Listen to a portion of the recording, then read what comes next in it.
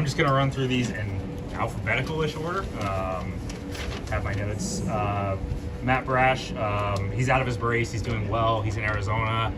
You may see Matt here at some point, just in and out during the season, just to spend some time around this group, but he's doing great. Nothing new with Hags. He's in Arizona as of like a week ago. No update on Coar, still doing the same. Polo, I believe he's running the bases tomorrow, maybe today.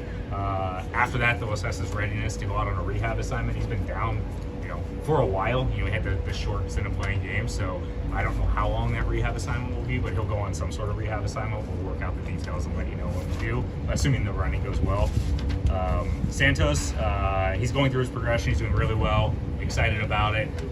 No real update on the timeline, nothing new. When we have one, we'll obviously communicate that.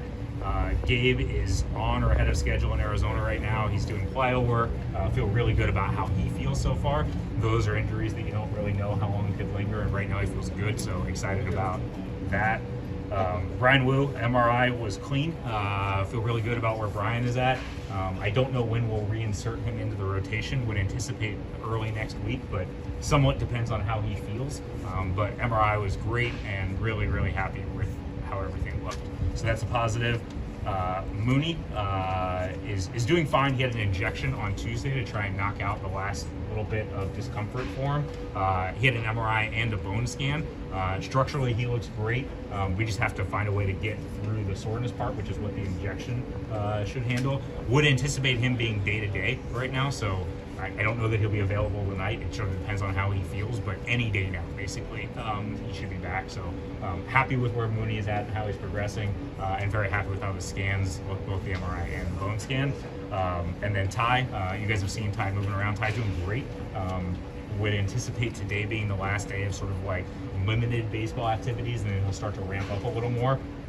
Would think he will be on the early end of how long he's out relative to his injured listed. So I guess to put those words in English, we would anticipate him not being out much longer than the 10-day period if he continues to feel well, which is, I guess, on brand for Ty, is to wear it and then be back in the lineup very quickly.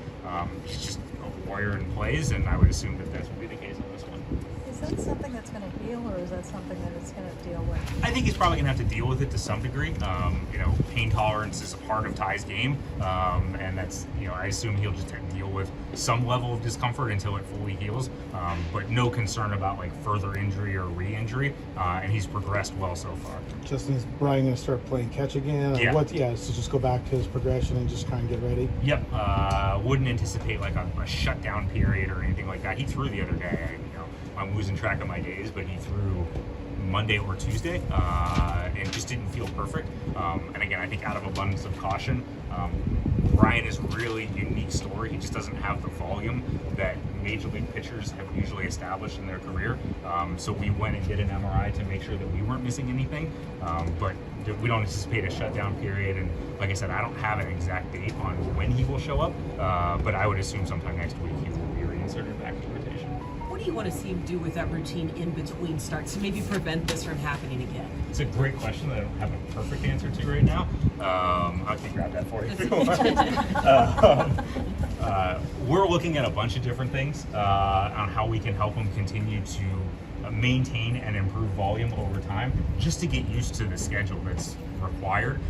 He just hasn't been through the things that typical starting pitchers have been through. He didn't pitch a lot in college. He didn't pitch a lot in the minor leagues.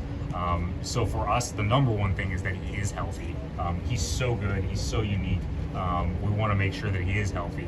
Now that we've checked that box, it's just about working with Trent and Woody and our HB team to build a routine that works for him. Everybody's unique, everybody's individual on what is going to make them feel good in between outings and prepare them to go pitch at the highest level.